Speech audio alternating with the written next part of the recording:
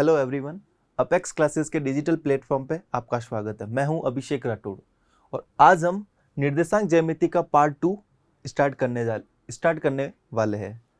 जैसा कि हमने लास्ट क्लास में देखा था कि निर्देशांक ज्यामिति का जो बेसिक कंसेप्ट था वो हमने देखा था।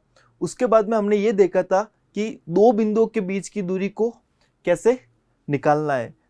आज हम देखेंगे इसका अगला पार्ट कि अंत विभाजन और बाह्य विभाजन का बेसिक कंसेप्ट क्या है। जैसे कि फर्स्ट अंत विभाजन।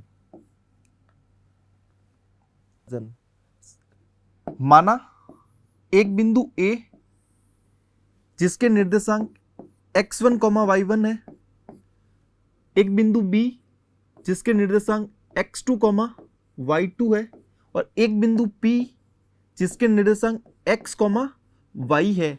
एक बिंदु P जो इन दोनों बिंदुओं को M1 और M2 अनुपात में विभाजित करता है।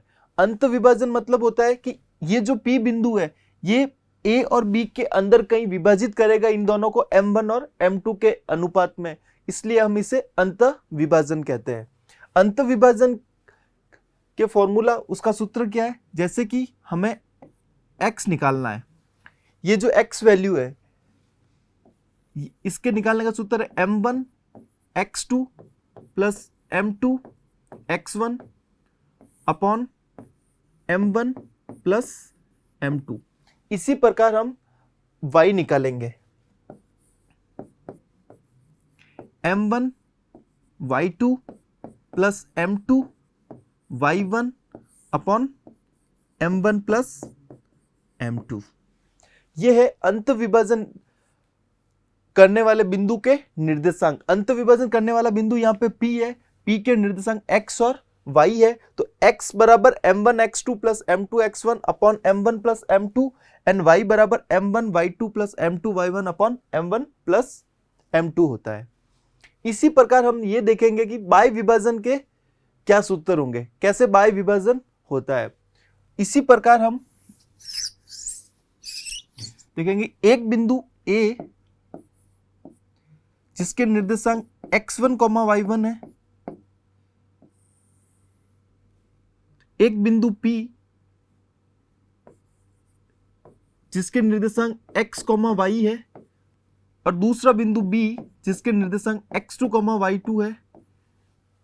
ये जो P बिंदु है इन दोनों बिंदुओं के कई बार विभाजित करेगा, इसलिए हम इसको बाह्य विभाजन कहते हैं। ये जो A बिंदु है ये P को M1 अनुपात में विभाजित करेगा और B बिंदु P को M2 अनुपात में विभाजित करेगा। तो बाह्य विभाजन करने वाले बिंदुओं के निर्देशांक क्या होंगे? x बराबर होता है M1 x2 माइनस M2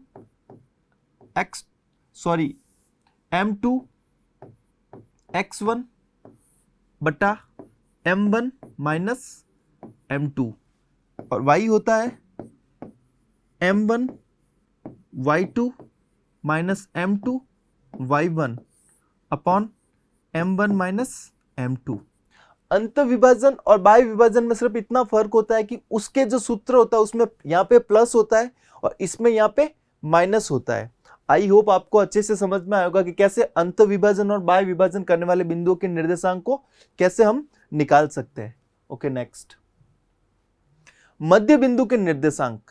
मध्य बिंदु के निर्देशांक को कैसे निकालते हैं कि माना एक बिंदु A है जिसके निर्देशांक x1, y1 है, दूसरा बिंदु B है जिसके निर्देशांक x2, y2 है, एक बिंदु P है जो कि इन दोनों बिंदुओं को मध्य विभाजित करता है। तो मध्य विभाजित करने वाले बिंदु के निर्देशांक होंगे x बराबर x1 प्लस x2 बटा 2 एंड y होगा y1 प्लस y2 बटा 2। तो ये है मध्य बिंदु के निर्देशांक। मध्य बिंदु की कैसे मध्य बिंदु के निर्देशांक को हम निकाल सकते हैं। नेक्स्ट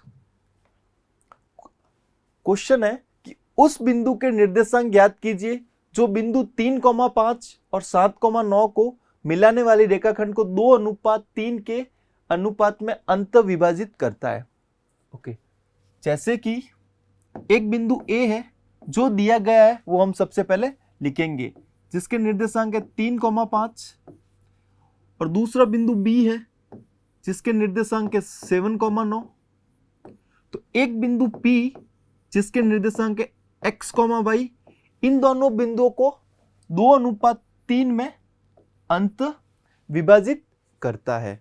ओके, तो हम क्या करेंगे, सबसे पहले ये लिखेंगे कि x1 क्या है, x2 की वैल्यू, y1, y2, m1 और m2, इसकी वैल्यू को हम लिख लेंगे। x1 कितना है, ये फर्स्ट पॉइंट है तो ये होगा x1 होगा 3, x2 कितना है 7, y1 कितना है 5, y2 कितना है 9, m1 कितना है 2, m2 कितना है 3।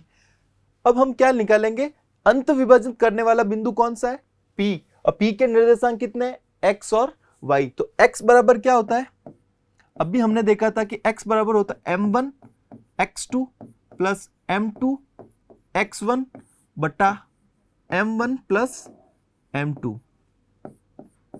x बराबर m1 कितना है 2, x2 कितना है 7 प्लस m2 कितना है 3, x1 कितना है 3 अपॉन m1 कितना है 2 प्लस m2 की जगह 3।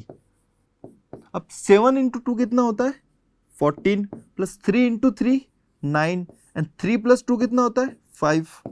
x बराबर 14 प्लस 9 होता है 23 अपॉन 5। ये आ गया x। अब इसी प्रकार हम y का भी निकालेंगे।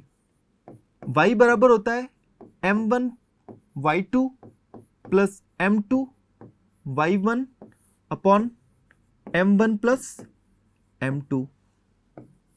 y बराबर m1 कितना है 2, y2 कितना है 9 प्लस m2 कितना है 3, y1 कितना है 5, m1 2 प्लस 3। अब नेक्स्ट सॉल्व करेंगे, 9 इंटू 2 कितना होता है 18 प्लस 3 इंटू 5 कितना होता है 15 अपॉन 2 प्लस 3 कितना होता है 5। y बराबर 18 प्लस 15 कितना होता है 33 अपॉन 5। तो x की वैल्यू आई 23/5 और y की वैल्यू आई 33/, अंत विभाजन करने वाले बिंदु के निर्देशांक हो गए 23/5 और 33/5। Okay, get it. नेक्स्ट, बिंदुओं 22, 20 और 0,16 को मिलाने वाले रेखाखंड के मध्य बिंदु के निर्देशांक ज्ञात करते हैं। तो सबसे पहले हम क्या करेंगे, जो दिया गया बिंदु है वो हम लिख लेंगे, 22, 20 और दूसरा बिंदु है 0,16। इन दोनों को मिलाने वाली एक रेखा AB है जिसके मध्य बिंदु के निर्देशांक है x, y। तो हमें पता है कि मध्य बिंदु के निर्देशांक कैसे निकालते हैं, x बराबर होता है x1 प्लस x2 अपॉन 2। तो x1 कितना है, ये होता है आपका x1, ये होता है y1, ये है x2 और ये है y2। x1 कितना है 22 प्लस x2 कितना है 0 अपॉन 2। x कितना हुआ 22/2, x कितना आया 11। इसी प्रकार हम निकालेंगे y।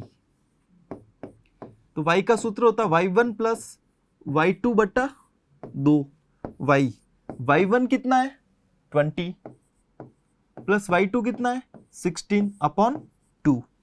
तो y बराबर होगा 20 प्लस 16 कितना होता है 36 अपॉन 2। तो y कितना आएगा, 36 में 2 का भाग देंगे तो आएगा y 18। तो मध्य बिंदु के निर्देशांक कितने हुए 11 और 18।